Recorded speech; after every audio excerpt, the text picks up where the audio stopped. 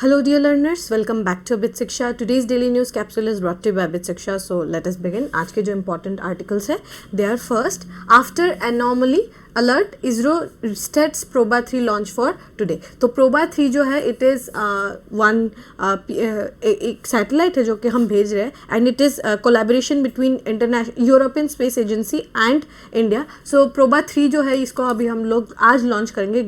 जो पहले लॉन्च होने वाला था पर यहाँ पर कुछ एनामली आया था एंड ऐसा इसरो को लगा कि it could be a disaster, मतलब वो जो लॉन्च में कुछ इशू हो सकता है. That's why it is set for today. आज प्रोबा 3 को जो है लॉन्च किया जाएगा. तो what is Proba 3? We will learn about that. Second is Chinese ship fired water cannon at vessels Manila. तो साउथ चाइना से बहुत ज़्यादा न्यूज़ में आ गया है again because Chinese vessels have attacked in the Manila and Scarborough Shoal के आसपास वाले एरियाज़ में ये बहुत ज़्यादा रेस्टलेसनेस जो है it is seen in recent time, so we have to learn about that. Third is India backs UN resolution calling for Israel's exit from the places occupied under Gaza and West Bank. तो Palestinian जो area है वहाँ का जो वहाँ से exit करने के लिए जो रेजोल्यूशन पास हुआ यूएन में, India has supported it. So this is one of the few instances जहाँ पर हम लोगों ने वी हैव सपोर्टेड पैलेस्टीन. सो वो बहुत इंपॉर्टेंट न्यूज़ है. And last is over ₹1 lakh crore infrastructure projects in Assam on anvil. ठीक है, तो यहाँ पर हम लोग की कुछ इंफ्रास्ट्रक्चर प्रोजेक्ट्स जो है वो प्रॉमिस हुए हैं फ्रॉम द कैबिनेट. तो यहाँ पर we have to discuss about those projects. Okay, GS3 के लिए बहुत इंपॉर्टेंट है, GS2 के लिए ये इंपॉर्टेंट है. ठीक है, ये GS2 के लिए थर्ड वाला and this is important for GS2. ठीक है, this is important for GS2 and this is important for GS3. GS3 and GS2 also ये international relations के लिए because it is being done by two parties, that is one is ISRO and other is your ISRO and आपका ISRO and European Space Agency. तो इसीलिए ये GS2 के लिए भी important है. तो ये चारों न्यूज़ को हम एक एक करके डाइसेक्ट करते हैं. पहला है after anomaly alert ISRO sets PROBA 3 launch for today. So PROBA 3 जो है ये क्या है, इसको हम लॉन्च करेंगे PSLV व्हीकल से. ठीक है, PSLV व्हीकल जो है उससे हम प्रोबा 3 को जो है वो लॉन्च करेंगे. पहले इसका शेड्यूल था वेंसडे को होने का. ठीक है, 4:08 पे शाम के इसका शेड्यूल था कि ये लॉन्च होगा आपके वेंसडे को, पर बाद में इसको रीशेड्यूल करके आज थर्सडे 4:12 पे इसको हम लॉन्च करेंगे टू दी स्पेस, क्योंकि एक डिटेक्शन हुआ, एक एनॉमली का डिटेक्शन हुआ, इसीलिए इसका लॉन्चिंग का डेट को जो है डिले कर दिया. At 3:19 PM the Indian Space Research Organisation ISRO announce that its official page कि कुछ एनॉमली हुआ है, उसके कारण प्रोबा 3 का जो लॉन्च है उसको डिले रीशेड्यूल करके आज उसको हम दिसंबर 5 तारीख को लॉन्च करेंगे. ऐसा उन्होंने ट्विटर जो एक्स है वहाँ पर उन्होंने मैसेज डाला. तो प्रोबा 3 क्या है? PROBA 3 it is led by European Space agency with collaboration with ISRO. ISRO का जो कमर्शियल आर्म है that is your new space India limited. ठीक है, NSIL जो हमारा इसका कमर्शियल आर्म है वो ये जो पूरा जो ये प्रोबा 3 और जो यहाँ इंडिया से लॉन्च होगा ये पूरा संभाल रहा है. ठीक है, तो commercial arm of ISRO is NSIL and वो जो है ये प्रोबा 3 को जो है वो लॉन्च करें. प्रोबा 3 का फुल फॉर्म क्या है? Project for onboard autonomy. ठीक है, project for onboard autonomy is the full form of PROBA and इसका एम क्या है? हाँ, मतलब ये क्या दिखाएगा हमें कि कैसे प्रिसीजन, हाई प्रिसीजन तरीके से फ्लाई करते हैं, स्पेस में कैसे मूव करते हैं एंड स्टडी करेगा ये सन के कोरोना को. सन का जो कोरोना है, जो आउटर लेयर है, वहाँ से ये स्टडी करेगा उसको एंड उसका इन्फ्लुएंस क्या है स्पेस वेदर पे. आपको पता होगा हमने पढ़ा है अबाउट कोरोनल मास इजेक्शन. ठीक है, ये इसके बारे में आपने ज़रूर पढ़ा होगा about coronal mass ejection, right. तो कोरोनल मास इजेक्शन जो है ये क्या है, इसका क्या इम्पैक्ट है, सोलर विंड्स क्या है, उसका क्या इम्पैक्ट है on the weather of the earth, ये सब कुछ हम लोग स्टडी करेंगे व्हेन वी मतलब जब ये प्रोबा 3 जो है उसको स्टडी करेगा. इसका फीचर्स क्या क्या है? 2 स्पेसक्राफ्ट है, coronagraph and occulter, designated for tandem operation. जो भी टैंडम ऑपरेशंस है वो ये 2 स्पेसक्राफ्ट करेंगे. एंड फ्लाइंग फॉर्मेशन जो है ये क्या दिखाएगा कि precision down to the millimetre to create artificial solar eclipses. मतलब एकदम प्रिसीजन से वो फ्लाई करेगा कि ऐसा लगेगा कि सोलर एक्लिप्स है. ठीक है, मतलब वो जो एकदम एक्लिप्स में किस तरीके से होता है उसी सिमिलर पैटर्न जो है वो हमें शो करेगा. So this is the are the features of your Proba 3 mission, ठीक है। ESA एंड इसरो का ये कोलैबोरेशन है। Project for on board autonomy is the full form of Proba 3, ठीक है। मतलब ये थर्ड प्रोबा 3 है। प्रोबा का फुल फॉर्म क्या, project for on board autonomy, ठीक है। इसका गोल्स क्या क्या है, हमारा ऑब्वियसली इसका जो हमारा सोलर कोरोना है उसको अंडरस्टैंड करना है, एंड उससे भी ज़्यादा इंपॉर्टेंट है कि जो सोलर जो कोरोनल मास इजेक्शन हो रहा है उसके कारण हमारे अर्थ में क्या इम्पैक्ट पड़ रहा है, what are the impacts of coronal mass ejections. और हम लोग के जो सोलर फिनोमिना है लाइक सोलर इक्लिप्सेस है उसकी वजह से क्या इम्पैक्ट पड़ता है, ये सब भी हम अंडरस्टैंड करेंगे इन ड्यूरिंग दिस मिशन, ठीक है। इंडिया का रोल क्या क्या है इसमें, प्रोवाइडिंग, हम क्या प्रोवाइड कर रहे हैं, वो जो सैटेलाइट व्हीकल है, जो लॉन्च व्हीकल है ना, वो हम प्रोवाइड कर रहे हैं। लाइक यू कैन से कि जो गाड़ी है, गाड़ी का engine is made by the European Space agency, and सारा काम उनका है यूरोपियन स्पेस एजेंसी का, लेकिन गाड़ी का जो पूरा स्ट्रक्चर है, दैट इज जो लॉन्च व्हीकल है, ठीक है, तो वो कौन प्रोवाइड करेगा, वो आपको इसरो प्रोवाइड करेगा। हमारे जो PSLV व्हीकल है, ठीक है, PSLV जो व्हीकल है, एक्सेल जो व्हीकल है, वो इसमें हम जो है ये पूरे सैटेलाइट को भेजेंगे। एंड साथ ही याद रखिए ये क्या है, पोलार सिंक्रोनस है, ठीक है। इसका फुल फॉर्म क्या है, पोलार सिंक्रोनस लॉन्च व्हीकल है ना। तो पोलर सिंक्रोनस जो होता है ना, दिस इज सन सिंक्रोनस, मतलब अगर हमारा ये अर्थ है, ठीक है, if this is our earth, तो ये क्या करेगा, like this, it will move like this, ठीक है। ये अर्थ अगर ये है तो इसके आसपास इस तरीके से मूव करेगा। अगर वो आपका जियो सिंक्रोनस होता तो then it would have moved like this, in this direction. Earth का रोटेशन है, ठीक है, ये अर्थ का रोटेशन को पकड़ता है। जियो सिंक्रोनस या जो आपके व्हीकल्स होते हैं वो GSLV जिसको हम कहते हैं, वो अर्थ के अकॉर्डिंग मूव करता है। इफ अर्थ रोटेट्स फ्रॉम से वेस्ट टू ईस्ट, तो जो हमारा जियो सिंक्रोनस लॉन्च व्हीकल्स है, that also moves from west to east, वो जियो सिंक्रोनस है, अर्थ सिंक्रोनस है। लेकिन ये जो PSLV होता है ये सन सिंक्रोनस होता है, ठीक है। पोलार जो एरिया है वहाँ से ये मूवमेंट करते हैं, ठीक है। तो ये क्या है, ये ऑब्वियसली क्योंकि ये सन सिंक्रोनस है, तो अगर हमें सन को स्टडी करना है then we will use PSLV। तो आदित्य L1 जो है वो मिशन कौन से व्हीकल में क्या होगा, ऑब्वियसली पोलार जो हमारा जो PSLV व्हीकल है उसी में गया होगा, ठीक है।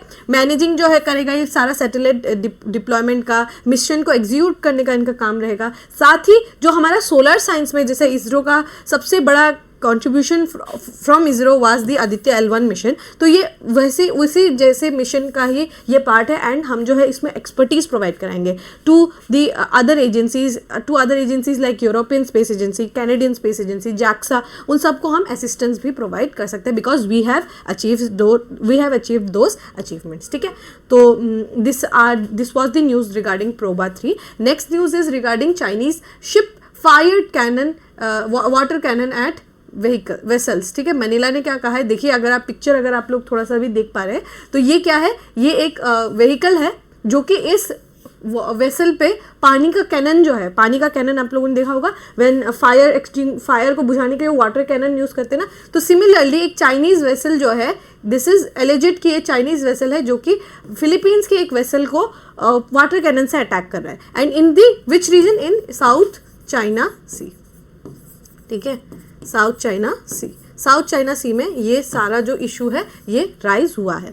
तो न्यूज़ हम देखते हैं, न्यूज़ में क्या कहा है, फिलीपींस ने क्या कहा है कि जो चाइना के जो कोस्ट गार्ड है उन्होंने क्या वाटर कैनन का यूज़ किया है, और जो एक गवर्नमेंट का जो वेसल है, जो मैरीटाइम वेसल है, उसको डिसरप्ट करने की कोशिश की है near Scarborough Shoal. I want you guys to remember this name because मैं आपको मैप में दिखाऊंगी। I will show you Paracel Islands also, I will show you Scarborough Shoal also, ठीक है। तो स्कारबोरो शोल जो एरिया है वो इट इज़ नियर फिलीपींस वाला एरिया, ठीक है।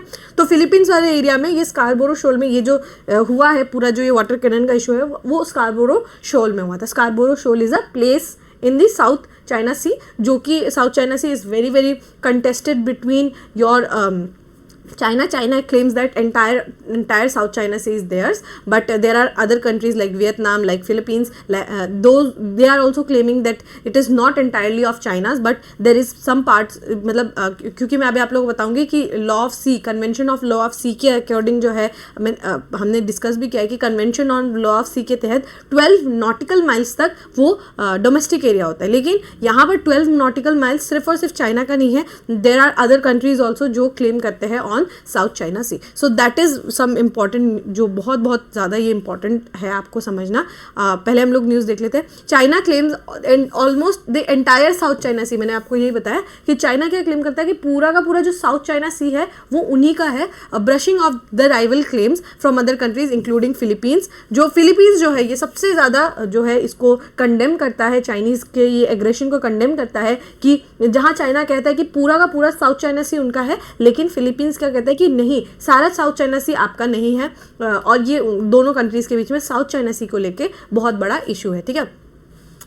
और यहाँ जो वेसल्स है हम बहुत फ्रीक्वेंटली यहाँ पे क्लैशेस होते रहते हैं. Every month or two you will see news regarding कि साउथ चाइना सी में ये हो रहा है वो हो रहा है. तो ये जो है दोनों साइड्स जो है हमेशा ही क्लैश करते रहते हैं इन द साउथ चाइना सी. तो कल भी यहाँ पर क्लैश हुआ, पर अभी हमें क्या देखना है, जो साउथ चाइना सी है वहाँ पर कौन कौन से एरियाज आते हैं. ठीक है. सी यहाँ पर अगर आप ऊपर जाएंगे, ताइवान जो देश अगर आपको दिख रहा है, इसके ऊपर आपको ईस्ट चाइना सी देखने को मिलेगा. ठीक है. उसके ऊपर आपको येलो सी, फिर उसके ऊपर सी ऑफ जापान आपको देखने को मिलेगा. सो that is the entire geography of this area. But हम लोग साउथ चाइना सी के आसपास वाला रीजन देखते हैं. सो this is China. Okay, this is China. This entire जो एरिया है रेड कलर में, दिस इज चाइना. ये जो बीच में बना है ना, दिस ये जो डैश डैश के बीच में ये आपको दिख रहा होगा, ये पूरा एरिया जो है this is south China Sea. ठीक है. अब यहाँ पे कुछ आइलैंड्स है, देखिए पारासेल आइलैंड्स. ठीक है. This is one island. This is Scarborough shoal, जिसका नाम अभी आपको देखने को मिला होगा यहाँ पे, Scarborough Shoal. Scarborough Shoal is here.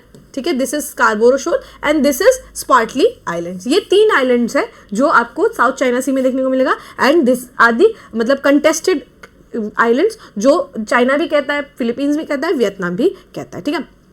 तो ये है आपका फिलीपींस का देश. ठीक है. ये आपका ताइवान है, ये आपका वियतनाम है, एंड दिस इज मलेशिया. ये मलेशिया है. एंड एक छोटा सा देश और आता है, ब्रुनेई. ठीक है. तो ये 5 कंट्रीज साउथ चाइना सी के आसपास रहती है. लेकिन चाइना क्या कहता है कि एंटायर उन्होंने साउथ चाइना सी जो है उनका है. लेकिन यहाँ पर एक कॉन्सेप्ट और है about 9 dash line. 9 dash line. अभी 9 डैश लाइन क्या कहता है, 9 डैश लाइन में इन्होंने, चाइना ने इमेजिनरी 9 लाइंस बनाए हैं और ये कहा है कि ये 9 डैश लाइन के अंदर अंदर जो कुछ भी आता है, B it water, B it fishes, B it your islands, वो सारा चाइना का है. You will see these lines, right. ये आपको लाइंस ऐसे दिख रहे हैं. ये सब क्या है, ये आपके 9 डैश लाइन है. यहाँ पर जो भी कुछ आ रहा है, ये 9 डैश लाइन के अंदर जो भी कुछ आ रहा है, ये सारा चाइना का है, ऐसा क्लेम किया जाता है. This is the concept of 9 dash line. ठीक है. तो 9 डैश लाइन जो है चाइना क्लेम करता है कि जो एंटायर साउथ चाइना सी है उसके आसपास का जितना भी एरिया है वो सब आपके चाइना के अंदर आता है, चाहे वो पारासेल आइलैंड हो, चाहे वो स्कारबोरो शोल हो, लेकिन चाहे वो स्पार्टली आइलैंड्स हो. लेकिन मैंने आपको क्या कहा कि according to convention of laws of sea, यहाँ पर 12 नॉटिकल माइल्स, 12 नॉटिकल माइल्स जो है ये हर देश का आता है. तो ये अगर आप देखें, चाइना का भी 12 नॉटिकल माइल्स इसमें हिस्सा होना चाहिए, फिलीपींस का भी होना चाहिए, ब्रुनेई का भी होना चाहिए, मलेशिया का भी होना चाहिए, वियतनाम का भी होना चाहिए. लेकिन यहाँ पर चाइना क्या क्लेम करता है कि पूरा का पूरा साउथ चाइना सी उनका है. And they are very notorious about this also because they tend to claim it entirely. वो अपना खुद का मैप निकालते हैं and everything they tend to claim. ठीक है. तो ये आपको और भी अगर आप देखें, जो हमारा यूएन क्लॉज जो है, अगर आप 12 नॉटिकल माइल देखेंगे और उसके बाद जो है और 200 नॉटिकल माइल जो है वो एक्सक्लूसिव इकोनॉमिक जोन बन जाता है. ठीक है. और डिस्प्यूटेड आइलैंड्स ढेर सारे, स्पार्टलीज है, पारासेल है, ये स्कारबोरो है, पारासेल है, ये स्पार्टली आइलैंड्स है. ठीक है. तो स्कारबोरो शोल जो है ये फिलीपींस क्लेम करता है कि स्कारबोरो शोल जो है उनका है. ठीक है. पारासेल भी उन्हीं का है ऐसे कहते हैं. और फिलीपींस ये भी क्लेम करता है कि स्पार्टलीज भी उन्हीं का है. इनफैक्ट वियतनाम भी कहता है कि पारासेल आइलैंड्स उनका है. तो ये काफ़ी ज़्यादा जो है इशू वाला एरिया है इन दिस एरिया. एंड ये 9 डैश लाइन तो यहाँ पर भी आपको देखने को मिलेगा. तो ये it is a very very prevalent issue. And सबसे ज़्यादा यहाँ पर फिलीपींस वर्सेस चाइना आपको देखने को मिलेगा सबसे ज़्यादा. ठीक है. फिलीपींस और चाइना का यहाँ पे युद्ध होता है. इसीलिए फिलीपींस ने हमसे ब्रह्मोस मिसाइल भी खरीदा था, ताकि यहाँ पे न्यू एक डेटरेंस बना रहे कि दोनों देश जो है आपस में ना लड़े. इसीलिए पहली बार क्रूज मिसाइल, दुनिया का सबसे बढ़िया क्रूज मिसाइल इंडिया और रशिया ने मिलकर बनाया ब्रह्मोस मिसाइल. वो हमने आपके we have given it to Philippines. I think it was a deal of $300 million if I'm not wrong. तो काफ़ी बड़ा हमने डील किया है अब हमारे ब्रह्मोस मिसाइल को लेकर. तो ये ब्रह्मोस मिसाइल उन्होंने क्यों खरीदा, ताकि यहाँ पर शांति रहे, एक डिटरेंट बना रहे, एक डर बना रहे चाइना का. तो ये इशू है यहाँ पर सबसे बड़ा इशू। यहाँ पर 5 देश है साउथ चाइना सी के आसपास। We have seen China, we have seen Philippines, we have seen Vietnam, we have seen Brunei and Malaysia. 5 देश जो है ये साउथ चाइना सी के आसपास नेबरिंग कंट्रीज है। एंड अगर हम ताइवान को भी पकड़े तो 6 देश है, ठीक है। सो ताइवान जो है यहाँ पे, बिकॉज ताइवान को हम एक इंडिपेंडेंट नेशन की तरह नहीं मानते हैं, तो इसीलिए यहाँ पे 5 देश है, ठीक है। सो होपफुली आपको ये टॉपिक जो है समझ में आ गया होगा। Next is India backs UN resolution calling for Israel's exit. तो यहाँ पर यूएन जनरल असेंबली में, क्योंकि यूएन का जनरल असेंबली अभी चल रहा है, from September to December UN का जनरल असेंबली जो है वो चलते रहता है।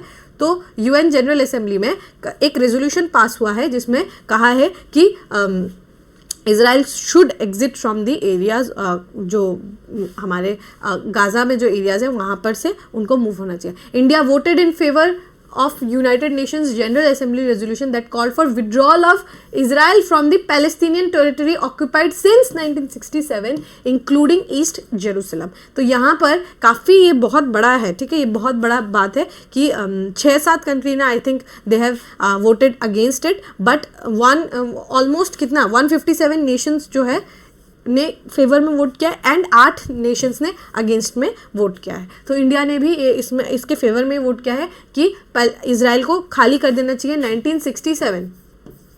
1967 में के तहत जो है जितना भी एरियाज़ था, जो भी पैलेस्तीन का एरियाज़ था, ठीक है, उस समय का जो पैलेस्तीन का एरियाज़ था, क्योंकि उन्होंने जो है 60 डे वॉर के समय जो है वो जो अरब वॉर जो हुआ था 67 में, तो वो उस समय जो उन्होंने जो एरियाज कवर कर लिया था और ईस्ट ऑफ जेरूसलम को भी उन्होंने पूरा कैप्चर कर लिया था, तो वो एरियाज उनको वापस कर देना चाहिए। ऐसा एक रेजोल्यूशन पास हुआ in the United Nations general assembly, तो उसको भी इंडिया ने साइन किया है। लेकिन ये 8 मेंबर्स में यूएस ने अगेंस्ट में वोट किया है, तो because US and Israel are the ally countries, तो यूएस ने अगेंस्ट में वोट किया है।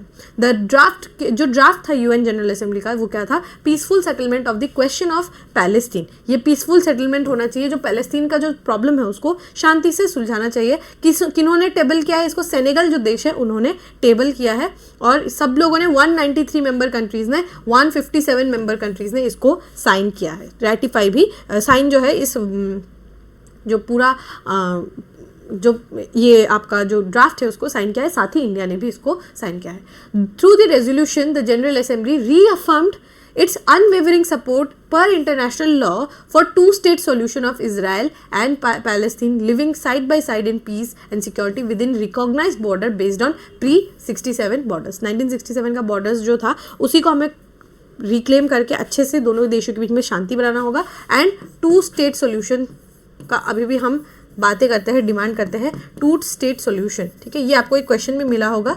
तो टू स्टेट सोल्यूशन जो है, two state solution is regarding Israel and Palestine, Israel and Palestine, ठीक है। आपको एक क्वेश्चन मैं मेरे तरफ से होमवर्क में देती हूँ। Tell me in the comment section, the blue line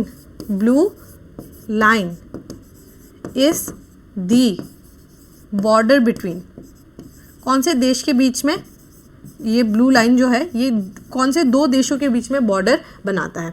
कौन से 2 देशों के बीच में आपका ब्लू लाइन जो है ये बॉर्डर बनाता है, ये आपको कमेंट्स में बताना होगा। और टू स्टेट सॉल्यूशन जो है ये भी इजराइल एंड पैलेस्तीन को लेकर है। डीहाइफिनेशन, ये अगर आप कभी न्यूज़पेपर में पढ़े, डीहाइफिनेशन ये भी आपके इजराइल एंड पैलेस्तीन को,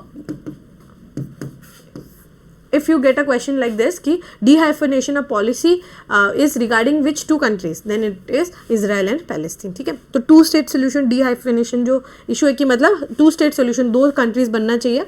और dehyphenation और क्या कहता है कि अगर हम 2 स्टेट्स बना रहे तो उनका प्रॉब्लम एंड इजराइल का प्रॉब्लम एंड पैलेस्टीन का प्रॉब्लम हमें अलग अलग करना होगा, दोनों को साथ में नहीं लेके चलना है कभी भी कि इजराइल पैलेस्टीन का इशू, इजराइल एंड पैलेस्टीन मतलब दोनों को अलग करके हमें समझना होगा, अलग करके पढ़ना होगा। That is the policy of dehyphenation, ठीक है। तो ये आपका होमवर्क क्वेश्चन है, do attempt it and let me know in the comment section. अगर याद है that is very very good, ठीक है, बिकॉज ये अभी रिसेंटली हमने न्यूज़पेपर में कवर किया। अगर आपको मैं इजराइल का ज्योग्राफी दिखाऊं, this is the Mediterranean ocean, Mediterranean sea, भूमध्य सागर जो है ये है आपका, दिस इज योर इजराइल, ठीक है, पूरा जो देश है दिस इज लंबा सा देश जो है, दिस इज़ योर इजराइल। अगर आप देखिए यहाँ पर आपको गाज़ा स्ट्रिप देखने को मिलेगा, गाज़ा पट्टी जिसको हम कहते हैं, this is West Bank, and ये बीच का पूरा हिस्सा है आपका इजराइल, ठीक है। और यहाँ पे ये एक आपको वाटर बॉडी देखने को मिलेगा, दिस इज डेड सी। यहाँ आपको जॉर्डन नदी देखने को मिलेगी, और यहाँ पर आपको सी ऑफ गैलीली भी देखने को मिलेगा। ये आपको अगर आप देख पाए, ये ऊपर में जो है दिस इज गोलन हाइट्स, ये आपका सीरिया का एरिया है, ठीक है। और बीच में आपको नेगेव डेजर्ट भी देखने को मिलेगा।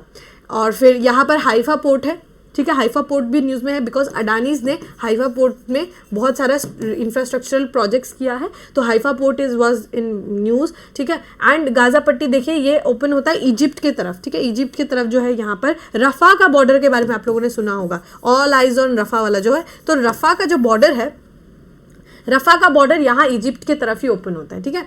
तो दिस आर दी एरियाज जो आपको अच्छे से इजराइल के बारे में जानना होगा। इजराइल का लोकेशन आपको पता होना होगा, इजराइल के फिजियोग्राफिक फीचर्स को आपको पता करना होगा, बिकॉज बहुत बहुत ज़्यादा न्यूज़ में रहता है। आपको पूछ सकता है, सीधा पूछ सकता है, वे Negev desert recently heard in news कहाँ है। आपको पूछ सकता है sea of Galilee recently heard in news, ठीक है। डेड सी के बीच में कौन कौन सी कंट्रीज आती है, मेडिटेरेनियन सी के आसपास कौन सी कंट्रीज आती है, तो ये आपको बिफोर हैंड प्रिपेयर करना होगा, ठीक है।